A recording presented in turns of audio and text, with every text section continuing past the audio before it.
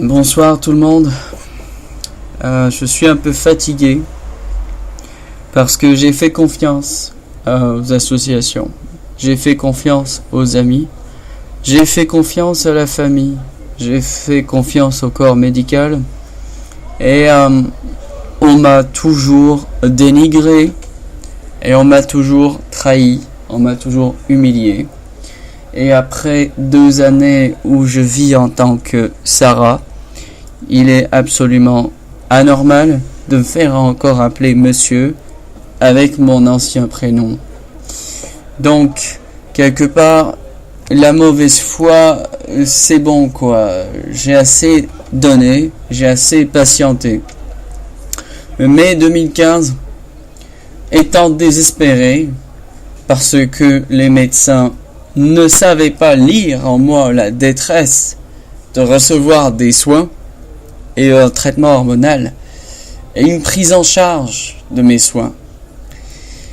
J'ai dû commencer les mutilations. J'ai cousu mes testicules à l'intérieur de mon abdomen. Je suis allé ensuite aux urgences. On m'a enlevé le fil chirurgical. Heureusement, j'ai eu de la chance que ça s'est pas infecté. Mais on a estimé que c'était une situation sérieuse et on m'a envoyé aux urgences psychiatriques de l'hôpital et on a voulu m'enfermer dans une clinique psychiatrique pour éviter que je me fasse du mal. Par la suite, j'ai poursuivi les mutilations de mes testicules d'une autre façon. J'ai acquis un objet qui s'appelle l'Elastrator, qui permet de couper le flux sanguin et qui est utilisé pour castrer les moutons. J'ai utilisé ça pendant des mois jusqu'à ce que je commence mon traitement hormonal. Aujourd'hui, je me rends compte qu'une partie de mon traitement hormonal pourrait être évitée. Et ça simplement en enlevant mes testicules qui sont une glande qui fabrique des hormones. Je peux pas aller à l'encontre de la nature indéfiniment. Récemment, j'ai vu mon endocrinologue qui m'a baissé ce médicament qui s'appelle Androcure. J'ai eu une hausse naturelle de testostérone qui a bouleversé ma vie. Donc, je ne suis pas en train de faire un caprice. J'ai enduré beaucoup de psy. J'ai enduré beaucoup d'endocrinos. J'ai enduré quelques urologues et ils devraient sérieusement accepter ma requête de me faire évoluer de sorte à ce que ma dysphorie de genre diminue et que ma santé mentale s'améliore. Étant donné le foutage de gueule monumental de découvrir qu'une de mes psys, après 10 mois de consultation et de suivi, me dit que finalement elle ne veut rien faire qui soit en rapport avec ma transition. Eh bien, naturellement, je me sens abandonné parce qu'il y a 2 jours, j'ai vu un urologue qu'on m'a beaucoup recommandé et qui a été horrible avec moi. Il m'a montré que seul lui, si il en avait envie, s'il avait pitié de moi, et si certaines personnes du Grétis, qui est une organisation que je condamne parce que je connais le Grétis, j'ai été en contact avec le Grétis, et le Grétis m'a causé une grosse perte d'argent, et le Grétis m'a fait perdre mon temps et ma santé, je ne veux pas me soumettre à cette organisation. Je suis un individu. Et en tant qu'individu, je suis souveraine sur mon corps et sur tout ce qui m'appartient, jusqu'à preuve du contraire. Ce n'est pas à eux d'estimer que je vais bien et qu'il n'y a pas lieu d'enlever mes couilles.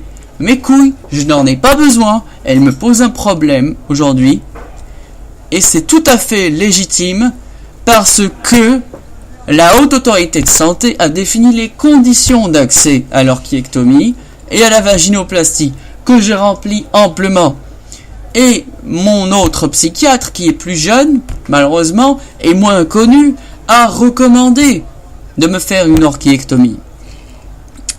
Et l'urologue que j'ai vu lundi m'a dit qu'il en a rien à foutre de mon psychiatre. Et ce que je peux constater, c'est qu'il y a une réelle volonté de dissuader les personnes trans de transitionner, et à tous les niveaux de cette société.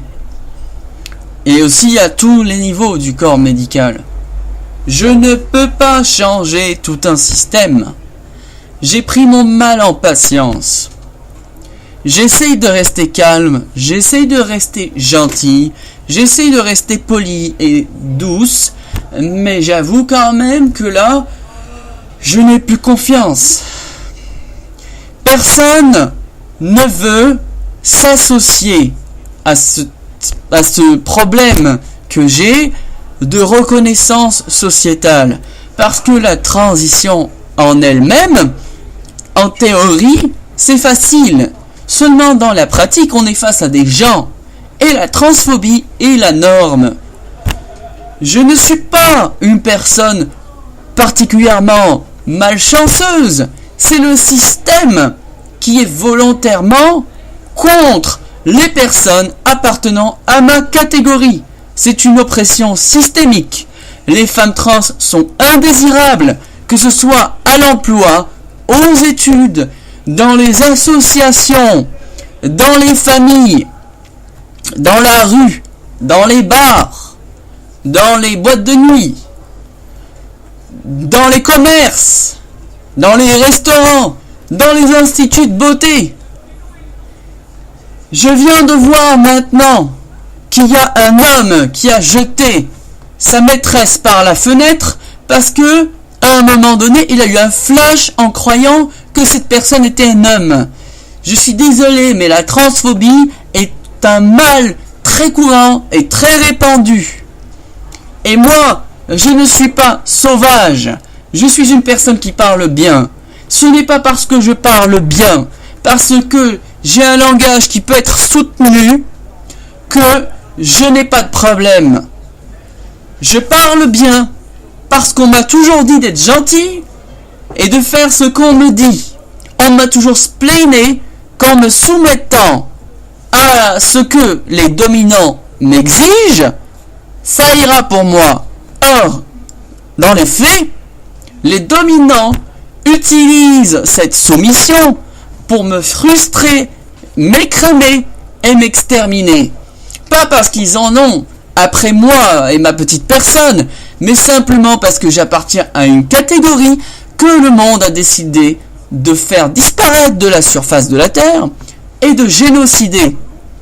Il y a un génocide des femmes trans qui ne cesse de se perfectionner et de s'amplifier parce qu'en fait les gens ont remarqué qu'on existe. Et comme les gens ont compris qu'on existe, ils n'ont pas l'intention de nous laisser nous affirmer, nous visibiliser et atteindre un épanouissement et un bonheur suffisant pour être au même niveau d'égalité qu'eux. Donc je vous demande simplement que quand j'ai besoin de communiquer avec vous, vous ne me laissiez pas tomber. Maintenant, la communication ne me suffit pas parce que j'ai atteint un tel degré de solitude et de frustration face à mes problèmes en tant que personne trans qui n'arrive pas à trouver des alliés sérieux et fiables que je veux juste de l'action. Je suis de base une personne ambitieuse qui ne fait pas que parler. Je parle peu normalement. Je suis dans l'action la plupart du temps. Ces dernières années, j'ai adouci mon caractère. Je suis devenu plus diplomate, plus consensuel, plus coopérative, plus sympathique. Mais malheureusement, ça donne l'impression que je ne suis pas motivé. J'ai peut-être une dépression, mais j'aimerais bien en sortir. Et ça me paraît juste aberrant de continuer à prendre un médicament qui me rend dépressive, alors que de base, j'étais dans une dépression. Surtout que maintenant, mes testicules ne sont plus fonctionnels. Je ne vois pas pourquoi on va me refuser cette chirurgie dont j'ai absolument besoin. Je ne suis pas une personne qui va rédiger des romans pour ne rien dire. Je parle sérieusement, en tout temps, que le ton y soit ou que le ton n'y soit pas, que je m'exprime correctement ou que je m'exprime maladroitement. Tout ce que je dis est toujours du fond du cœur et mûrement ressenti et pensé, et je ne peux pas jouer avec les mots parce que je sais que les mots tuent. Aujourd'hui, quand j'ai annoncé que j'allais me mutiler, c'est parce que j'allais réellement le faire. Je ne suis pas en train de faire du chantage affectif.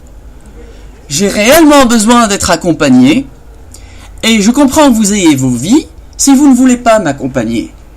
Vous ne le faites pas, mais ne faites pas les gens compatissants et humains et modernes et ouverts d'esprit simplement pour les apparences. Parce que je vois certaines personnes faire des commentaires très vendeurs et obtenir des likes, puis me démolir en privé. C'est ce qui s'est passé avec ma chérie Laura assez récemment, quand elle a dit qu'elle a accepté mon corps, après m'avoir dit des choses scandaleuses, puis après avoir fait son joli commentaire, elle est allée dire du mal derrière mon dos. Donc, elle m'a niqué, elle m'a trompé, elle m'a démoli à nouveau, et moi mon corps répond à tout ça, parce que ma psyché ne peut pas subir autant d'humiliation sans réagir. Elle s'exprime par des moyens psychosomatiques, puisque je ne peux pas m'exprimer en parlant ou en écrivant, puisqu'on ne veut pas m'écouter. Eh bien mon corps s'exprime en dysfonctionnant. Si je suis malade aujourd'hui, ce n'est pas parce que j'ai le cancer, je suis malade parce que mon corps parle en allant mal. Si je ne peux pas me faire entendre par des moyens conventionnels, eh bien, j'ai des dysfonctionnements au niveau de mon corps. Ça s'appelle des troubles psychosomatiques. Et ils sont tellement sévères que je prends des antidépresseurs, des anxiolytiques pour les limiter. Je ne suis pas là pour me fâcher avec qui que ce soit, mais je demande juste aux gens de se mettre sur la même longueur d'onde que moi, de nous synchroniser un petit peu pour qu'on parle la même langue.